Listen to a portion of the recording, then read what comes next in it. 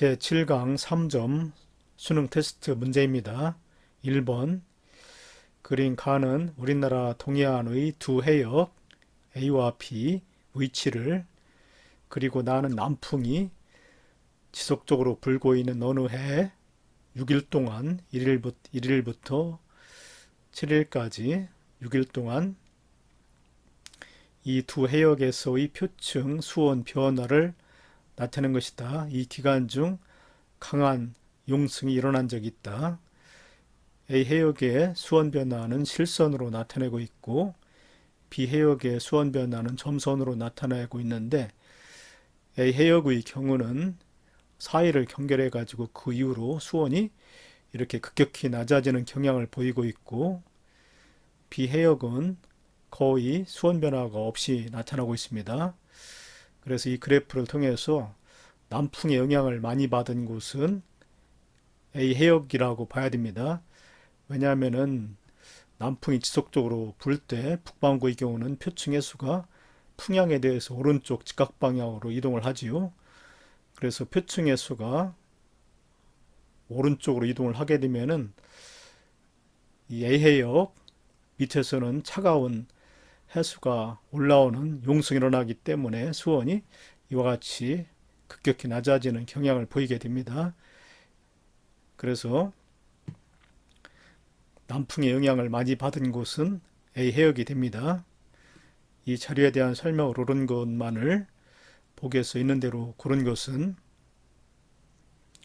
기역 A에서 남풍의 세기는 기역 기간이 니은 기간보다 강하다. 기역 기간에는 A 해역의 수온이 높은 상태였었는데 니은 기간 동안에는 수온이 급격히 낮아지고 있죠. 그래서 수온이 한 5도 정도 차이가 날 정도로 급격히 낮아지고 있는데, 바로 이때가 남풍 영향을 많이 받은 때로 봐야 됩니다.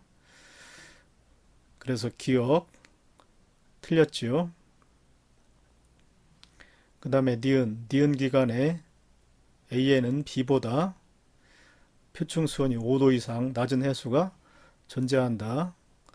나 그래프에서 보면은 니은 기간에 A 해역의 수온은 B 해역의 수온보다 5도 이상 이렇게 낮게 나타나죠.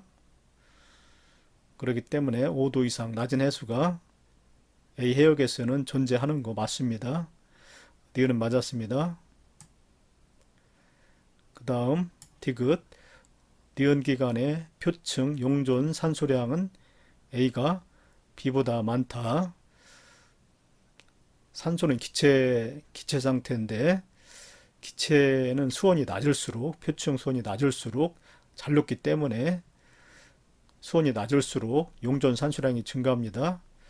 그래서 니은 기간의 표층 용존 산소량은 수온이 더 낮은 A에서 B 해역보다 더 많이 존재하게 되죠. 용존 산소량은 A 해역에서 B 해역보다 많이 존재합니다.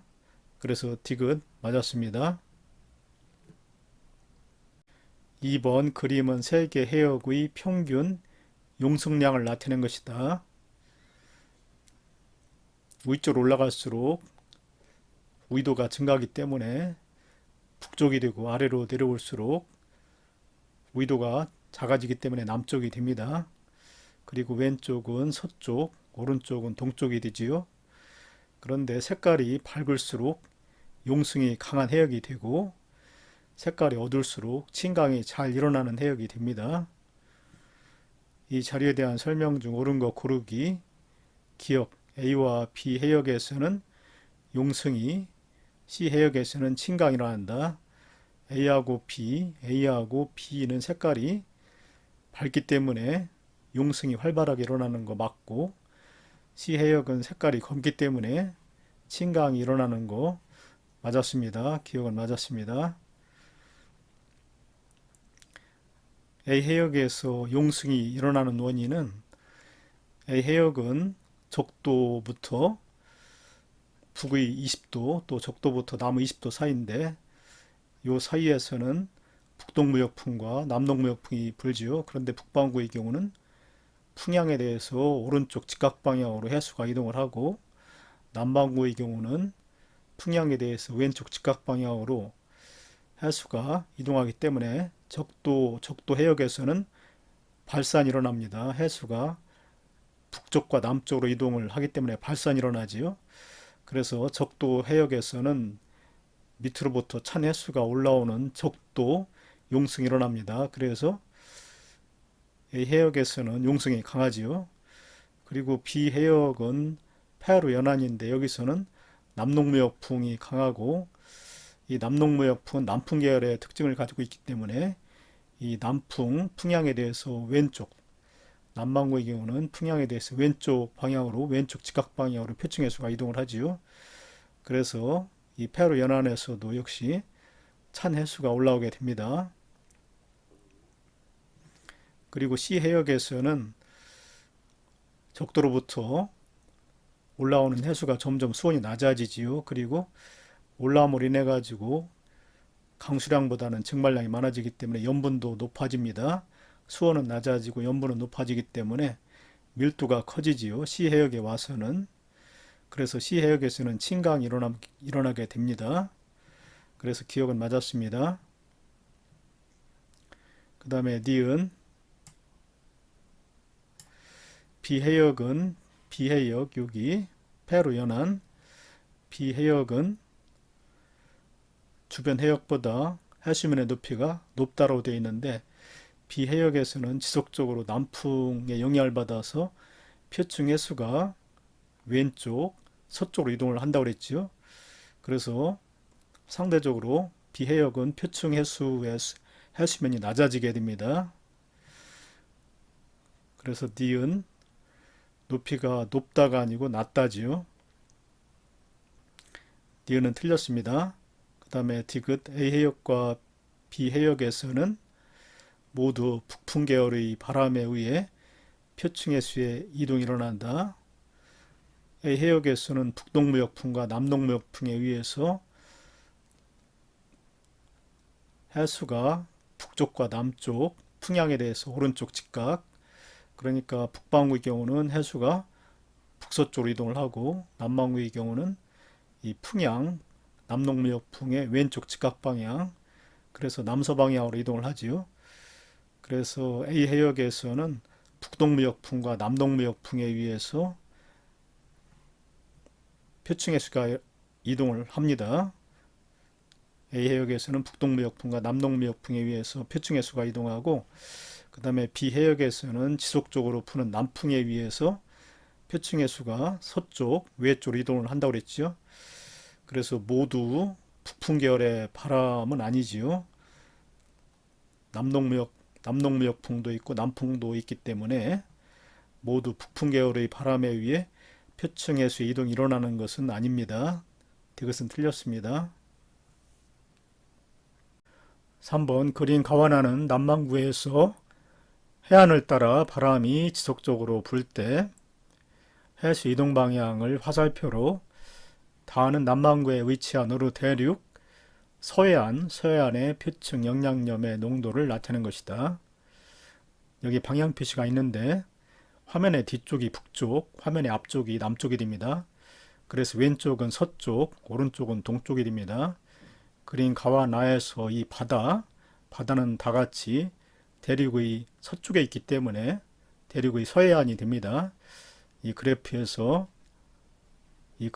대륙의 서해안의 표층 영향염의 분포를 나타낸다고 그랬는데 가그림과 나그림에서 다같이 왼쪽 바다, 대륙의 왼쪽 바다의 영향염의 농도를 나타내는 그래프라고 보면 됩니다. 그런데 가로축을 보면은 왼쪽이 해안으로부터의 거리가 0이기 때문에 이쪽이 연안이 되고 오른쪽으로 갈수록 해안으로부터의 거리가 멀어지기 때문에 오른쪽으로 갈수록 먼 바다 외해가 됩니다.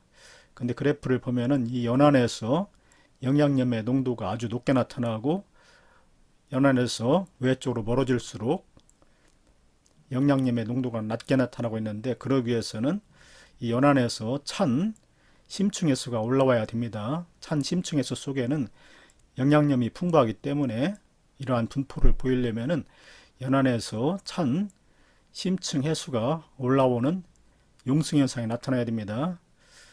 그런데 그 그림 가하고 나 중에서 가그림은 바닷물 표층 해수가 연안에서 먼 외 쪽으로 이동을 하기 때문에 바로 용승이 일어날 수가 있습니다. 그래서 다와 같은 영양염의 농도 분포가 나타나는 그 바다는 가가 되지요. 가. 이 경우는 계속해서 남풍이 불었다고 해야 옳습니다. 왜냐하면 남반구는 풍향에 대해서 표층에서는 왼쪽 직각 방향으로 이동을 하게 되지요. 그래서 가그림에서는 남풍이 지속적으로 불어서 표층 해수가 외쪽으로 이동을 하고 심층의 찬 해수가 올라오는 용승 현상이 일어났다고 봐야 됩니다. 그리고 나그림의 경우는 표층 해수가 외쪽에서 연안 쪽으로 이렇게 흘러오기 때문에 이 경우는 북풍이 지속적으로 불었다고 봐야 됩니다. 남반구의 경우는 풍향에 대해서 왼쪽 직각 방향으로 표층 해수가 이동하기 때문에 나그림의 경우는 북풍이 지속적으로 불었다고 봐야 됩니다. 그런데 외에서 연안 쪽으로 흘러온 해수는 침강을 하게 되지요. 나그림에서는 연안에서 침강이 일어납니다. 옳은 설명 고르기 기억. 가에서는 남풍, 나에서는 북풍이 분다. 맞았지요. 그 다음에 연안에서 해수에 침강이 일어나는 경우는 나이다. 맞습니다. 그리고 다의 분포는 나보다 가일 때 잘 나타난다. 다의 분포는 연안에서 연안에서 영양염의 농도가 높게 나타나는데 표층 영양염의 농도가 높게 나타나는데 그러려면은 용승이 일어나야 된다고 그랬죠. 왜냐하면 심층의 찬 해수 속에는 영양염이 풍부하기 때문에 연안에서 찬 심층 해수가 올라오게 되면은 이와 같이 영양염의 농도가 크게 증가하게 됩니다. 그래서 다의 분포는 나보다 가일 때 잘 일어난다. 맞았습니다. 4번 그린 가와나는 엘니뇨 또는 라니냐 중 어느 한 시기의 태평양에서의 총 강수량과 강수량 편차, 관측값에서 평년값을 뺀 값의 분포를 나타내는 것이다. 그림의 시기가 엘니뇨 시기인지 아니면 라니냐 시기인지를 판단할 때는 강수량 편차를 가지고 판단해야 됩니다. 평상시보다 강수량이 많으냐 적으냐 이게 기준입니다. 총 강수량을 가지고 엘니뇨하고 라니냐 시기를 판단하는 것은 어렵습니다. 왜냐하면 평상시에도 항상 이쪽 서태평양 쪽에 강수량이 많기 때문에 가그림을 통해서는 알 수가 없고 나그림을 통해서 알 수가 있는데 그림에서 색깔이 밝을수록 강수량 편차가 플러스로 평상시보다 강수량이 많은 시기를 의미합니다. 근데 그림을 보면은 태평양 중앙 적도 해역부터 동태평양 적도 해역까지 평상시보다 강수량이 많이 나타나고 있죠. 색깔이 밝기 때문에 강수량 편차가 플러스가 되어서 태평양 중앙 적도 해역부터 동태평양 적도 해역까지 평상시보다 강수량이 많이 나타나는 그림으로 볼 수가 있기 때문에 이 시기는 다 같이 엘니뇨 시기입니다. 나 그림을 볼 때 이 시기가 엘니뇨 시기이기 때문에 가 그림에서도 똑같은 엘니뇨 시기로 봐야 됩니다. 이 자료에 대한 설명으로 옳은 것만을 보기에서 있는 대로 고른 것은 기억 총 강수량은 북의 20도 해역이 적도 해역보다 대체로 많다라고 되어 있는데 총 강수량은 가 그림에서 봐야 되는데 북의 20도 해역에서는 색깔이 검게 나타나고 있죠. 대략적으로 100mm보다 강수량이 적게 나타나고 있습니다. 북의 20도에서는. 그런데 적도 해역에서는 색깔이 밝지요. 적도 해역에서는 600에서 800mm, 총 강수량이 600에서 800mm 정도가 되기 때문에 기억은 틀렸습니다. 대체로 많다가 아니라 적다지요. 그 다음에 니은 강수량 편차가 플러스 50mm 이상인 해역은 서태평양 적도 부근 해역보다 동태평양 적도 부근 해역에 넓게 분포한다. 맞지요? 그림에서 보면은 서태평양 적도 부근 해역에서는 색깔이 검기 때문에 강수량 편차가 마이너스 값이지만은 동태평양 적도 부근에서는 색깔이 밝기 때문에 강수량 편차가 플러스가 되어서 강수량 편차가 플러스 50mm 이상인 해역은 동태평양 적도 부근에 넓게 분포하는 거 맞았습니다. 니은 맞았습니다. 그 다음에 디귿 서태평양 적도 부근 평균 해수면의 기압을 동태평양 적도 부근 평균 해수면의 기압으로 나눈 값은 평상시보다 크다고 그랬는데 방금 전에 이 시기는 엘니뇨 시기라고 그랬죠. 엘니뇨 시기는 무역풍이 약하게 돼가지고 따뜻한 해수가 이쪽 서태평양 쪽으로 잘 흘러가지 못하게 됩니다.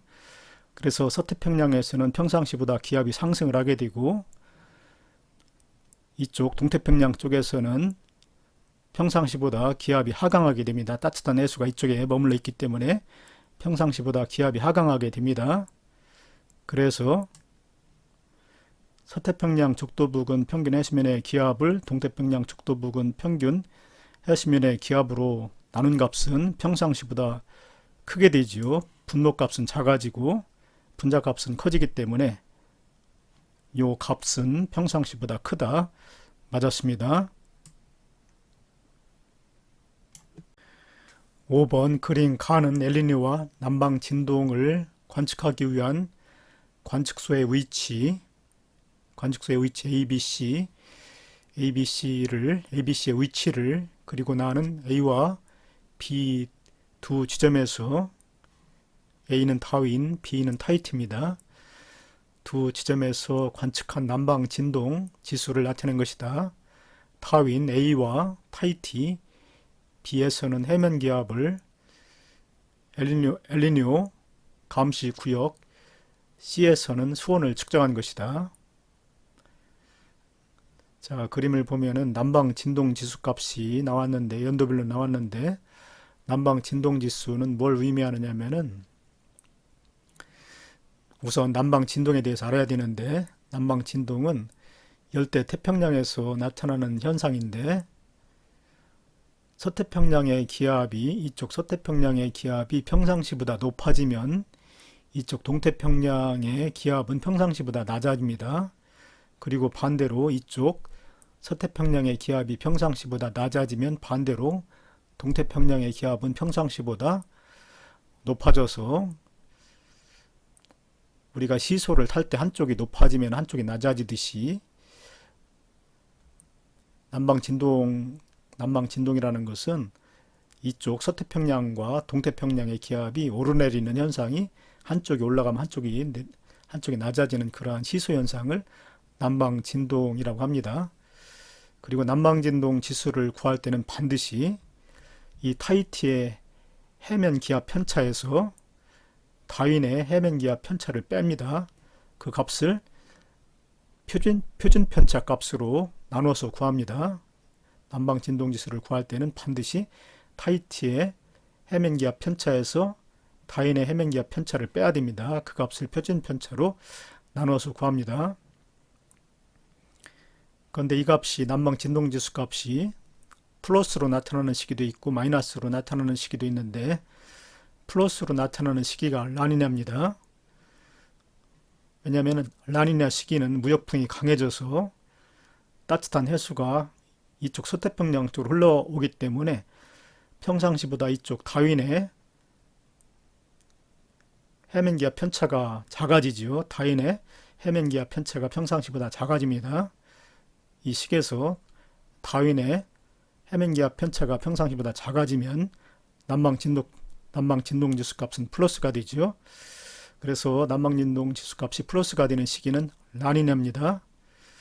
그리고 엘니뇨 시기는 무역풍이 약해져서 따뜻한 해수가 이쪽 서태평양 쪽으로 잘 흘러가지 못하기 때문에 이쪽 다윈의 해면기압 편차는 평상시보다 커집니다. 높아집니다. 그런데 이 시기에서 다윈의 해면기압 편차가 커지게 되면 남방진동 지수값은 마이너스가 되지요. 그래서 남방진동 지수값이 마이너스로 나타나는 시기, 니은 시기는 엘니뇨가 됩니다. 기억 시기는 라니냐가 되지요. 자, 이 자료에 대한 설명 중 옳은 거 고르기. 난방진동지수는 방금 전에 이렇게 구한다고 그랬습니다. 기억 시기는 라니냐 시기인데 동태평양 적도 부근 해역의 따뜻한 해수층이 평상시보다 두껍다고 그랬는데 라니냐 시기는 무역풍이 강해져서 따뜻한 해수가 이쪽 서태평양 쪽으로 더 많이 흘러가기 때문에 동태평양 연안에서는 차가운 해수가 올라오는 용승 현상이 나타납니다. 그러면 따뜻한 해수층의 두께는 그만큼 얇아지게 되지요. 그래서 기억, 평상시보다 두껍다가 아니고 얇답니다. 기억은 틀렸습니다. 그 다음에 니은 시기는 엘니뇨지요. 엘니뇨 시기에 C 구역에서 측정한 수온 편차, 관측값에서 평년값을 뺀 값은 플러스의 값을 갖는다. 니은 시기는 엘니뇨 시기이기 때문에 엘니뇨 시기는 무역풍이 약해져서 따뜻한 해수가 이쪽 태평양 중앙 해역부터 동태평양 쪽까지 따뜻한 해수가 이쪽에 많이 머물러 있게 되기 때문에 수온 편차는 플러스의 값을 갖는다. 맞았습니다. 그 다음에 디귿 서태평양 적도 해역과 동태평양 적도 해역 사이의 해수면의 높이 차이, 기억 시기, 라니냐 시기가 니은 시기, 엘니뇨 시기보다 크다. 평상시에도 따뜻한 해수가 동태평양 쪽에서 서태평양 쪽으로 흘러가기 때문에 평상시에도 이쪽 서태평양 쪽의 해수면의 높이가 더 높습니다. 그런데 라니냐 시기에는 무역풍이 더 강해져 가지고 따뜻한 해수가 이쪽 서태평양 쪽으로 더 많이 올라가기 때문에 서태평양 쪽의 해수면은 더욱더 높아지지요. 그래서 라니냐 시기는 이쪽 서태평양과 동태평양 해수면의 높이 차이가 더 커집니다. 그리고 엘니뇨 시기는 무역풍이 약해져서 그나마 따뜻한 해수가 서태평양 쪽으로 더 흘러가기 때문에 상대적으로 동태평양 쪽의 해수면의 높이는 평상시보다 높아져서 서태평양 쪽과 동태평양 쪽의 해수면의 높이 차이는 좀 줄어들게 됩니다. 엘니뇨 시기에는 해수면의 높이 차가 줄어듭니다. 그래서 디귿 이 높이 차이, 서태평양과 동태평양의 해수면의 높이 차이는 기억 시기, 라니냐 시기가 엘니뇨 시기보다 크다. 맞았지요. 디귿은 맞았습니다. 6번 그린 가는 엘니뇨 또는 라니냐 시기에 측정한 동태평양 적도 부근, 동태평양 적도 부근이면 이 오른쪽이 되지요. 태평양이 오른쪽. 동태평양 적도 부근 해역의 표층 수온 편차, 관측값에서 평년값을 뺀 값을 그리고 나는 가와 같은 시기에 측정한 동태평양 적도 부근 해역의 식물성 플랑크톤 농도 분포를 나타내는 것이다. 가 그림은 수온 편차를 나타내고 있는데 수온 편차는 관측값에서 평년값을 뺀 값이라고 그랬죠. 그런데 보면은 이쪽 동태평양 적도 부근 해역에서의 색깔이 밝기 때문에 수온 편차가 작은 값으로 나타냅니다. 이 얘기는 평상시보다 수온이 낮아졌다는 것이죠. 평상시보다 이쪽 동태평양 적도 부근 해역의 수온이 낮아지는 시기는 라니냐 시기죠. 라니냐 시기에는 무역풍이 강해져서 따뜻한 해수가 서태평양 쪽으로 흘러가고 이쪽 동태평양 쪽에서는 찬 해수가 올라오기 때문에 수온 편차가 평상시보다 마이너스가 돼서 수온이 평상시보다 더 낮아지게 됩니다. 이게 라니냐 시기입니다. 가가 라니냐 시기이기 때문에 나도 같은 시기를 나타낸다고 했기 때문에 나도 라니냐 시기가 됩니다. 나 그림에서는 식물성 플랑크톤의 농도를 나타내고 있는데 색깔이 검게 표시되기 때문에 식물성 플랑크톤의 농도가 이쪽 동태평양 적도 부근 해역에서 식물성 플랑크톤의 농도가 아주 증가한 모습을 보이는데 이 시기는 라니냐 시기이기 때문에 심층으로부터 찬 해수가 올라와서 그렇습니다. 심층의 찬 해수 속에는 영양염이 풍부하기 때문에 영양염이 표층으로 올라오게 되면 표층에서는 식물성 플랑크톤의 농도가 크게 증가하게 되지요. 이거를 단면적으로 표시했을 때 엘니뇨 시기에는 무역풍이 약해져서 따뜻한 해수가 이쪽 동태평양 쪽에 머물기 때문에 찬 해수가 올라오지 못해서 수온이 평상시보다 높아집니다. 동태평양 쪽의 수온이 평상시보다 높아집니다. 그런데 라니냐 시기에는 무역풍이 더 강해져 가지고 따뜻한 해수가 서태평양 쪽으로 흘러가기 때문에 심층으로부터 찬 해수가 올라오지요. 그래서 서태평양 쪽하고 동태평양 쪽의 수온 차이가 증가하게 됩니다. 라니냐 시기에는. 평상시와 비교했을 때 이 시기 라니냐 시기에 대한 설명으로 옳은 것만을 보기에서 있는 대로 고른 것은 A 해역, 여기가 A 해역이네요. A 해역에서의 수온 약층이 시작되는 깊이가 깊다. 이 시기는 라니냐 시기라고 그랬는데 라니냐 시기는 찬 해수가 올라오기 때문에 그만큼 따뜻한 해수층의 두께가 얇아지고 혼합층의 두께도 얇아집니다. 그러면은 수온 약층이 시작되는 깊이가 얕아지지요. 바로 시작되기 때문에. 그래서 깊이가 깊다가 아니라 얕답니다. 기억은 틀렸고, 그 다음에 니은 A 해역에서 표층 영양염의 농도가 높게 나타난다고 그랬지요. 라니냐 시기에는 농도가 높다. 맞았습니다. 그 원인에 대해서는 설명했습니다. 그 다음에 디귿 동태평양 적도 부근 해역과 서태평양 적도 부근 해역의 표층 수온 차가 작다라고 그랬는데 라니냐 시기는 무역풍이 강해져서 이쪽 동태평양 쪽의 수온이 평상시보다 더 낮아진다고 그랬지요. 찬물이 올라오기 때문에.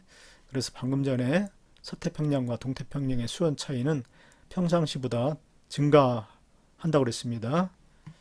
그래서 동태평양 적도 부근과 서태평양 적도 부근 해역의 표층 수온 차는 작아진다가 아니라 커집니다. 이것은 틀렸습니다. 7번 그린 가나다는 1996년부터 2000년까지 관측한 태평양 적도 해역 남해 2도부터 북의 2도의 월 평균 표층 수온 편차, 동서방향 풍속의 편차, 그 다음에 20도씨 등 수온선의 깊이 편차 분포를 나타낸 것이다. 편차는 관측값에서 평년값을 뺀 값이다. 그린 가는 표층 수온 편차를 나타내고 있는데 색깔이 밝을수록 표층 수온 편차가 플러스가 돼가지고 평상시보다 수온이 높은 것을 의미합니다. 그리고 색깔이 어두울수록 표층 수온 편차가 마이너스 값이 돼서 평년보다 수온이 낮아진 그런 시기를 의미합니다.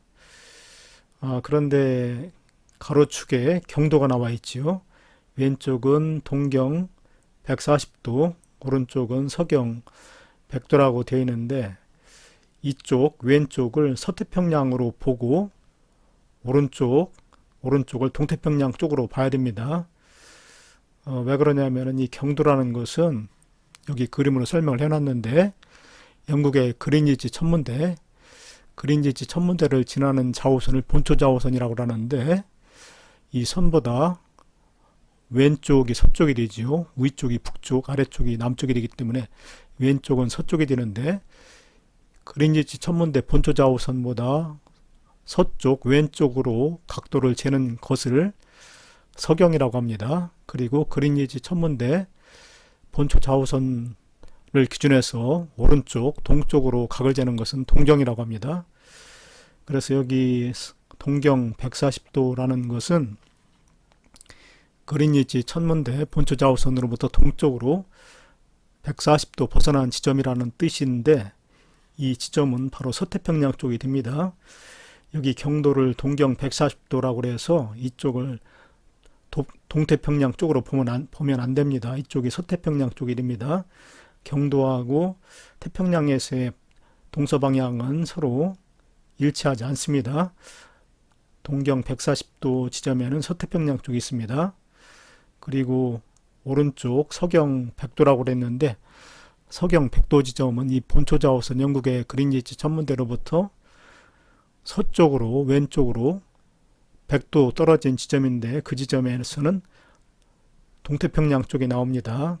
그래서 오른쪽 서경 100도로 표시된 지점을 서태평양으로 보면 안 되고 동태평양으로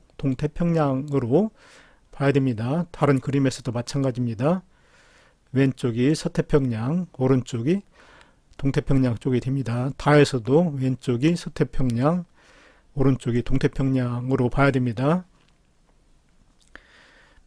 그림 가에서 이 오른쪽이 동태평양이 되는데 동태평양 쪽에 수온이 밝게 표시되었기 때문에 평상시보다 수온이 상승했습니다. 동태평양 쪽에 수온이 평상시보다 높아지는 시기는 바로 엘니뇨 시기지요. 그래서 A 시기는 엘니뇨 시기가 됩니다. 그리고 B 시기는 색깔이 검기 때문에 표층 수온 편차가 마이너스 값, 동태평양 쪽에 수온이 평상시보다 낮아졌던 시기입니다. 오른쪽이 동태평양 쪽인데 동태평양 쪽에 색깔이 검기 때문에 평상시보다 수온이 낮아진 시기, 라니냐 시기로 봐야 됩니다. B 시기는 라니냐, A 시기는 엘니뇨 시기로 봐야 됩니다. 그림 나에서는 동서방향 풍속 편차를 나타내고 있는데 색깔이 검을수록 편차가 마이너스 값이 돼서 동풍이 우세한 시기가 됩니다. 색깔이 검을수록 동풍이 우세한 것을 의미하고 색깔이 밝을수록 서풍이 강한 것으로 해석을 해야 됩니다. 그런데 A 시기는 색깔이 밝기 때문에 서풍이 강한 시기지요. 서풍 계열의 바람이 강하고 오히려 동풍 계열의 바람은 약하다는 뜻입니다. 그래서 요 시기 A 시기 무역풍이 약한 시기로 봐야 되기 때문에 가그림하고 일치하지요. 그리고 B 시기는 색깔이 검기 때문에 색깔이 검을수록 동풍이 더 강한 시기, 마이너스 값은 동풍이 더 강한 시기를 의미합니다. 그래서 B 시기는 마이너스 값, 동서방향 풍속 편차가 마이너스이기 때문에 북동무역풍이 더 강한 시기, 바로 엘니뇨 시기가 되는 거 맞지요? 그림 가하고 일치합니다. 나그림에서도 A 시기는 엘니뇨, B 시기는 라니냐 시기가 됩니다. 그리고 다그림에서는 20도씨 등 수온선, 혼합층이죠. 수온 20도로 일정한 혼합층의 깊이 편차를 나타내고 있는데 색깔이 밝을수록 깊이 편차가 플러스가 돼서 평상시보다 혼합층의 두께가 두꺼운 시기, A 시기는 혼합층의 두께가 두꺼워졌죠. 왜냐하면 A 시기는 엘니뇨 시기이기 때문에 무역풍이 약화가 돼가지고 따뜻한 해수층이 이쪽 동태평양 쪽에 머물러서 혼합층의 두께가 두꺼워지는 거 맞지요.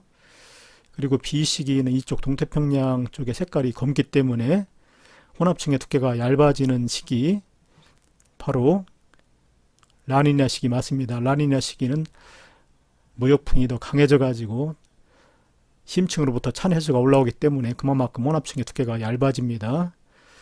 그래서 B 시기 다같이 라니냐 시기가 되고 A 시기는 다같이 엘니뇨 시기가 됩니다.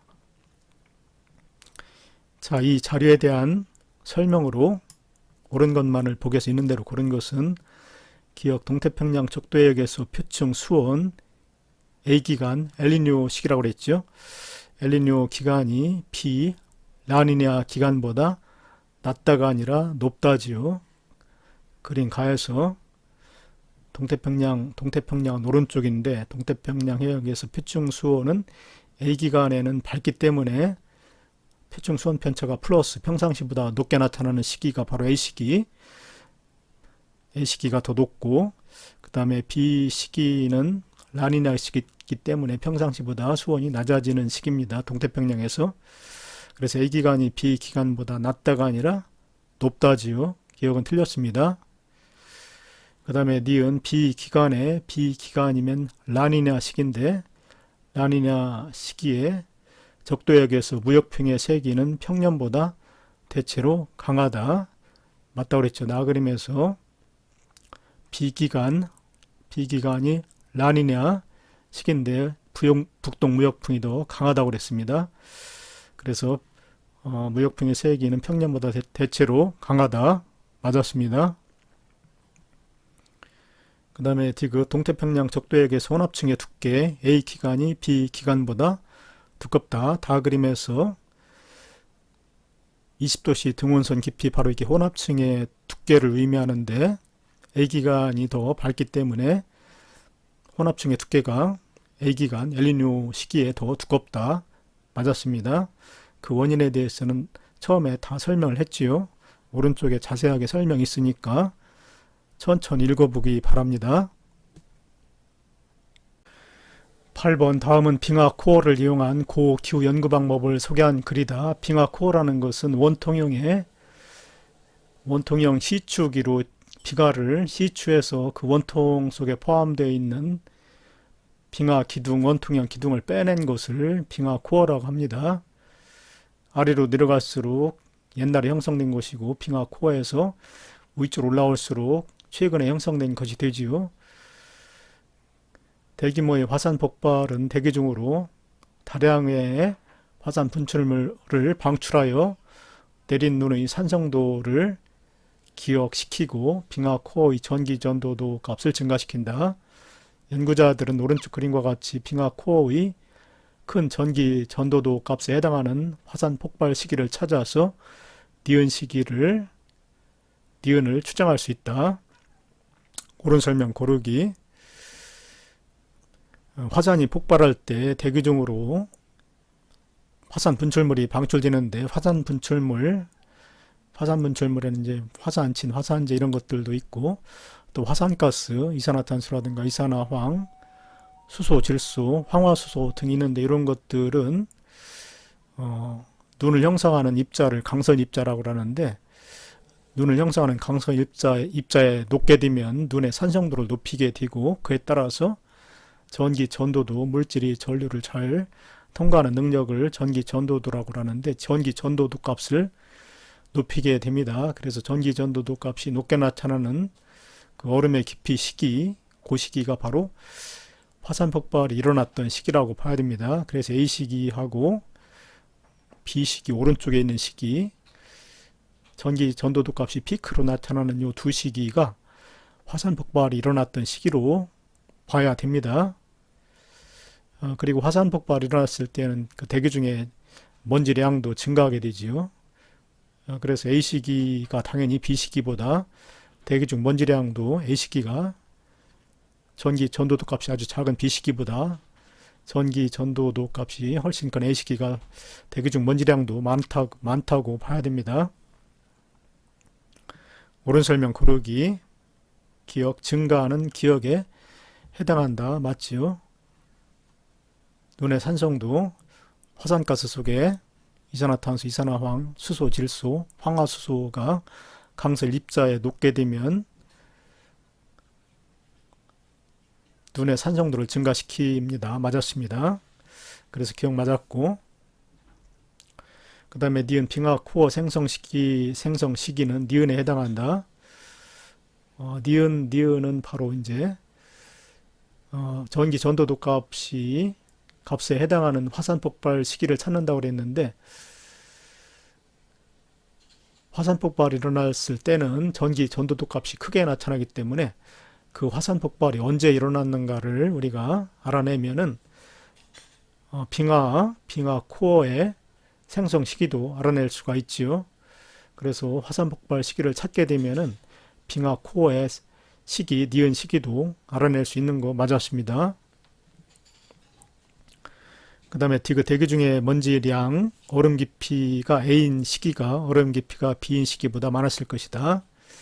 A인 시기는 전기 전도도 값이 크게 나타나기 때문에 화산 폭발이 일어났던 시기인데 화산 폭발이 일어나게 되면 대기 중에 먼지량도 증가하게 됩니다.